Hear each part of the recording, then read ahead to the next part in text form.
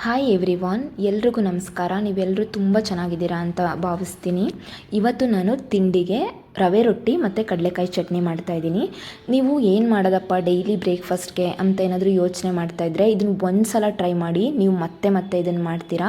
ಇದಕ್ಕೆ ಕೆಲವು ಇಂಗ್ರೀಡಿಯೆಂಟ್ಸ್ ಬೇಕು. ಅದನ್ನು ಫಸ್ಟ್ ರೆಡಿ ಮಾಡಿ ಇಟ್ಕೊಂಡ್ರೆ ಈ ತಿಂಡಿ ಮುಗಿಸಿದ್ದೇ ಗೊತ್ತಾಗಲ್ಲ, ಜೊತೆಗೆ ಅಷ್ಟೇ ಟೇಸ್ಟಿಯಾಗಿ ಕೂಡ ಇರುತ್ತೆ. ನಾವು ಇಬ್ಬರಿರೋದ್ರಿಂದ ಈ ಕಪ್ಪಲ್ಲಿ 1.5 ಕಪ್ಪಷ್ಟು ಚಿರೋಟಿ ರವೆ ಅಂದರೆ ಸಣ್ಣ ರವೆ ತೊಗೊಂಡಿದ್ದೀನಿ. ಇದನ್ನು ದಪ್ಪ ರವೆ ತೊಗೋಬೇಡಿ, ಯಾಕಂದರೆ ರೊಟ್ಟಿ ಬಳಿಯುವಾಗ ರೊಟ್ಟಿ ಅರ್ಧೋಗುತ್ತೆ. ಈಗ 1.5 ಕಪ್ ರವೆಗೆ ಸ್ವಲ್ಪ ತರಕಾರಿ ಆ್ಯಡ್ ಮಾಡ್ತೀನಿ. ಅದು ಏನೇನು ಅಂತ ಇಲ್ಲಿ ನೋಡಿ. 1 ಕ್ಯಾರೆಟ್ನ ನಾನು ತುರಿದಿಟ್ಕೊಂಡಿದ್ದೀನಿ, ಜೊತೆಗೆ ಸ್ವಲ್ಪ ಕೊತ್ತಂಬರಿ ಸೊಪ್ಪು ಮತ್ತು 1 ದಪ್ಪ ಈರುಳ್ಳಿನ ತುಂಬ ಸಣ್ಣದಾಗಿ ಕಟ್ ಮಾಡಿ ಇಟ್ಕೊಂಡಿದ್ದೀನಿ.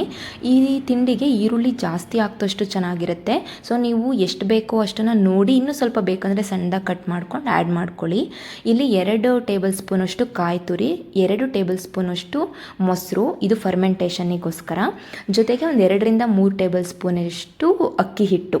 ಇದೇನಕ್ಕಪ್ಪ ಅಂದರೆ ಕ್ರಿಸ್ಪಿನೆಸ್ ಬರಲಿ ರೊಟ್ಟಿಲಿ ಅಂತ. ನಿಮಗೆ ಬೇಕು ಅಂದರೆ 2-3 ಮೆಣಸಿನ್ಕಾಯಿ ಕೂಡ ಸಣ್ಣದಾಗಿ ಕಟ್ ಮಾಡ್ಕೊಂಡು ಹಾಕ್ಕೊಳ್ಳಿ.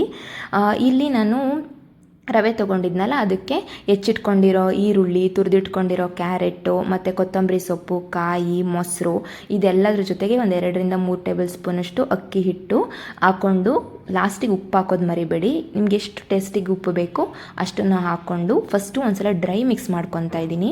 ಫಸ್ಟೇ ನೀರು ಹಾಕಿ ತೆಳ್ಳಗಾದರೆ ಅದನ್ನು ಹಂಚಿನ ಮೇಲೆ ಹಾಕಿದಾಗ ಅದು ಎತ್ತಕ್ಕಾಗಲ್ಲ.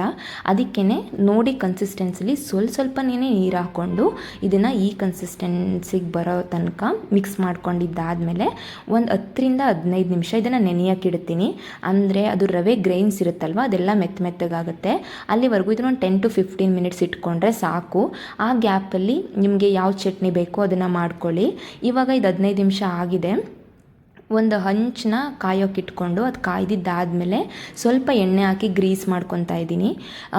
ರೀಸನ್ ಇಷ್ಟೇ, ಇದನ್ನು ಎತ್ತುವಾಗ ಕಷ್ಟ ಆಗಬಾರ್ದು ಅನ್ನೋ ಒಂದೇ ರೀಸನಿಗೆ ಸ್ವಲ್ಪ ಆಯಿಲ್ ಹಾಕ್ಕೊತಿದ್ದೀನಿ ಅಷ್ಟೇ.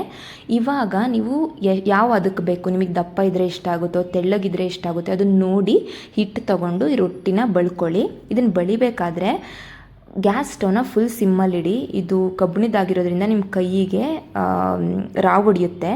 ಅದಕ್ಕೋಸ್ಕರ ಇದನ್ನು ಮೀಡಿಯಮ್ ಫ್ಲೇಮಲ್ಲಿ ಇಟ್ಕೊಂಡೇ ಬೇಯಿಸ್ಕೋಬೇಕು. ಯಾಕಂದರೆ ಇದು ಅಕ್ಕಿ ರೊಟ್ಟಿ ಥರ ಬೇಗ ಬೇಯಲ್ಲ, ಚೂರು ಟೈಮ್ ತೊಗೊಳುತ್ತೆ. ಅದಕ್ಕೆ ಅಂತಲೇ ಮೀಡಿಯಮ್ ಫ್ಲೇಮಲ್ಲಿ ಇಟ್ಕೊಂಡು 2 ಸೈಡು ಚೆನ್ನಾಗಿ ಬೇಯಿಸ್ಕೊಳ್ಳಿ. ನಿಮ್ಮ ಹತ್ರ ಏನಾದರೂ ಎಳ್ಳಿದ್ರೆ, ನಿಮ್ಗೆ ಎಳ್ಳು ಇಷ್ಟ ಆದರೆ ಅದನ್ನು ಕೂಡ ಆ್ಯಡ್ ಮಾಡಿ. ಯಾಕಂದರೆ ಅವಾಗ ಹೋಟ್ಲಲ್ಲಿ ಕೊಡ್ತಾರಲ್ವ ರವೆ ರೊಟ್ಟಿ, ಅದೇ ಥರ ಅನಿಸುತ್ತೆ. ಇವಾಗ ಇಲ್ಲಿ ರವೆ ರೊಟ್ಟಿ ಆಯಿತು. ಇದನ್ನು ನೀವೇನಾದರೂ ಬಿಸಿಲೇ ತಿನ್ನಬೇಕು ಆ ಥರ ಏನೂ ಇಲ್ಲ, ಬ್ರೇಕ್ಫಾಸ್ಟಿಗೆ ಬೇಕಾದರೂ ಮಾಡ್ಬೋದು.